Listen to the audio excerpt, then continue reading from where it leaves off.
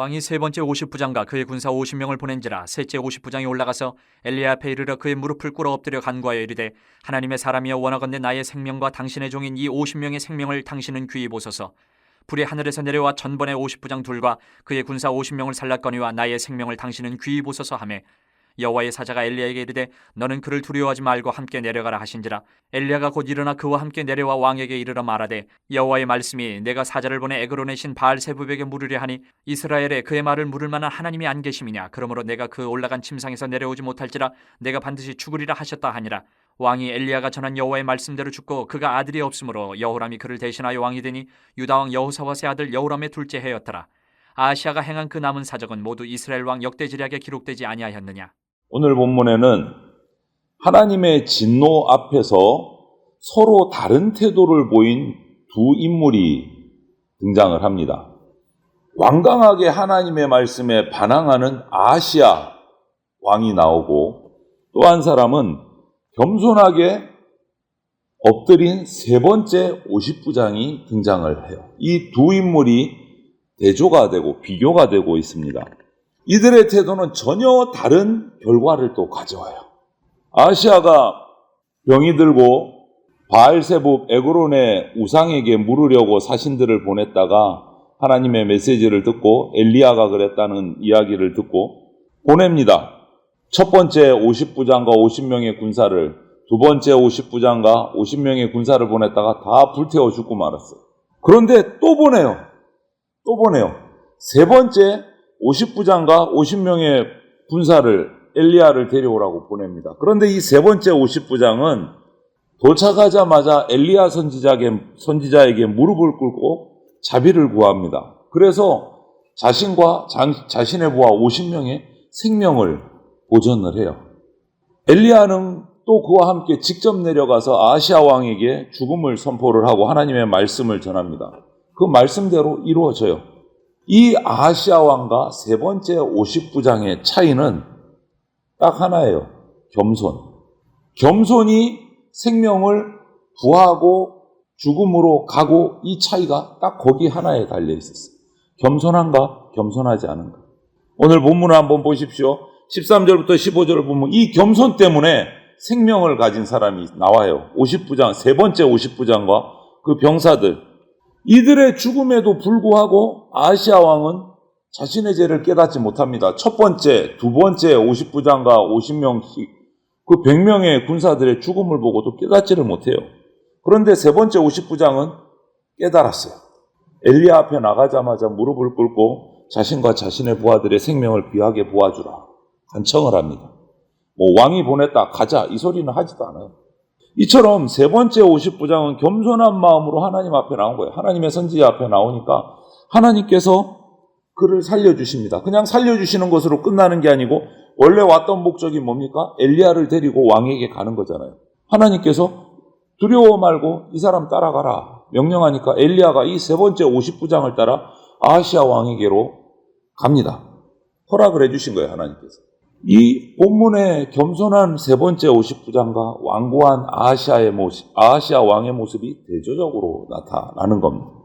그렇게 세 번째 50부장을 따라서 엘리야가 산꼭대기에서 내려와서 아하시아 왕에게 갑니다. 그리고 그대로 직접 와서 하나님이 하신 경고의 말씀을 그대로 왕에게 전달을 합니다. 그럼에도 불구하고 아하시아 왕은 끝까지 깨닫지를 못해요.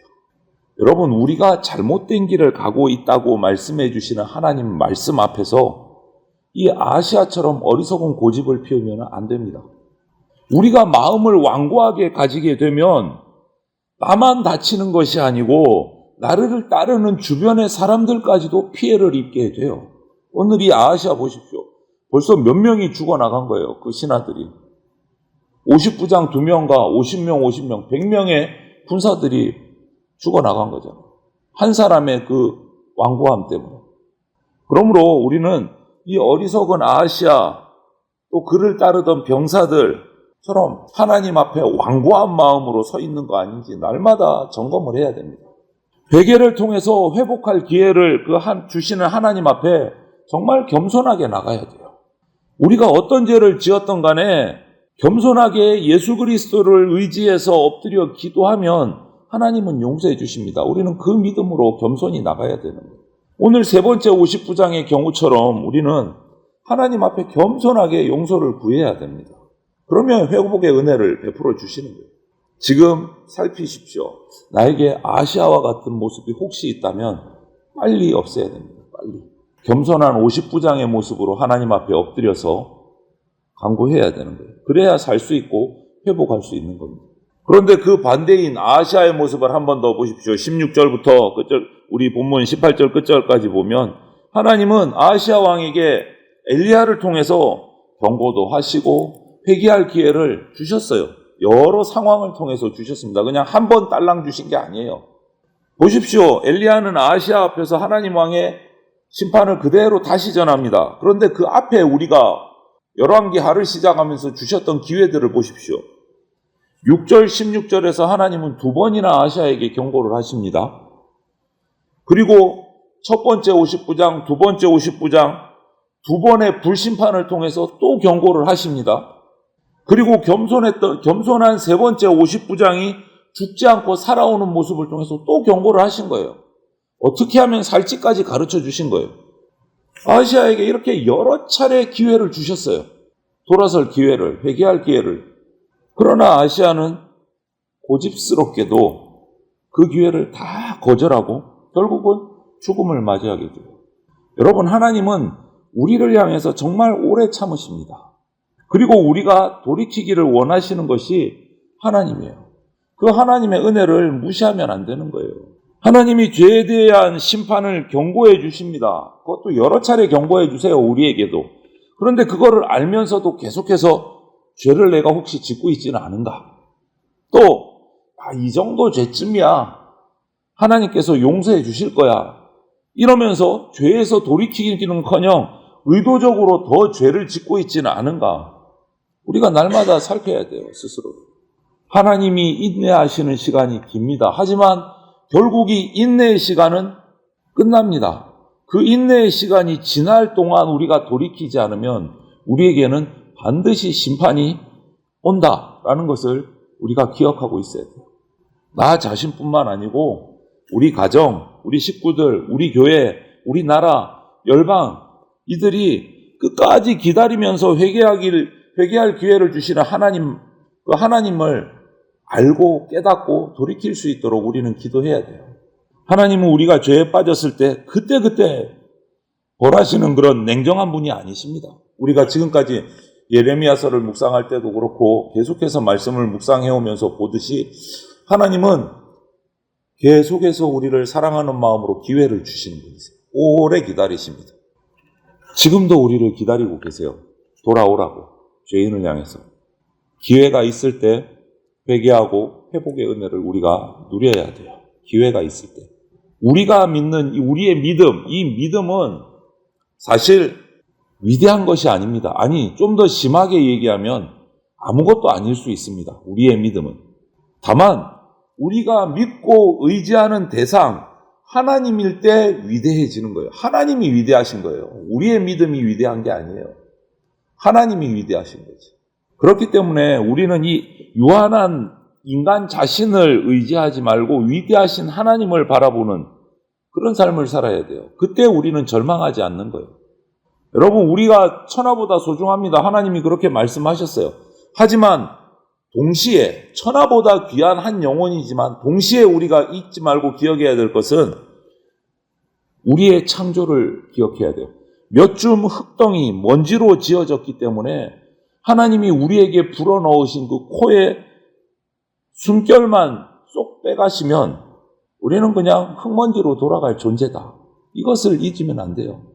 그래야 우리가 나에게 생명을 주신 분, 나에게 영혼을 불어넣어 주신 분, 그 전능하신 하나님 앞에, 창조주이신 하나님 앞에 겸손할 수 있는 거예요. 우리의 모습을 기억해야 겸손할 수 있는 거예요. 그럼에도 불구하고 대개 세상에서 권력이 있고 힘이 센 사람들은 약한 사람들을 깔봅니다. 곰핍한 사람들, 무능한 자 무시합니다. 하지만 하나님은 전능하신 창조주 하나님이심에도 불구하고 온 우주에 정말 지극히 작고 연약한 자까지도 돌보시는 분이 하나님이세요. 고아, 과부를 돌보시고 가난하고 궁핍한 자, 핍박받는 자를 외면하지 않는 분이 하나님이십니다. 그러므로 우리는 하나님을 향해 겸손하게 나가야 돼요. 오늘 말씀에서 죄를 꾸짖으시는 하나님 앞에서 우리 인간이 보일 수 있는 태도는 딱 두 가지입니다. 완고한 아시아 같은 태도를 취하느냐, 아니면 겸손한 세 번째 50부장의 모습을 취하느냐, 이 둘 중에 하나를 우리가 선택할 수 있어요. 그 선택이 어떤 선택을 하느냐에 따라서 결과는 완전히 정반대입니다. 죽음이냐 생명이냐. 하나님은 오래 참으면서 죄인이 돌아오기를 기다리시는 분입니다. 그래서 마지막 순간까지도 회개를 주세요. 회개해야 할 기회를 주십니다. 저와 여러분이 이 기회가 다 지나가기 전에 나를 창조하신 하나님 앞에 겸손하게 엎드려서 하나님의 뜻을 따라 행해서 죽음의 자리로 가는 우리가 아니고 영생으로 가는, 죽음이 영생으로 바뀌는 복을 누리는 저와 여러분들이 다 되시기를 주님의 이름으로 축원을 드립니다. 아멘.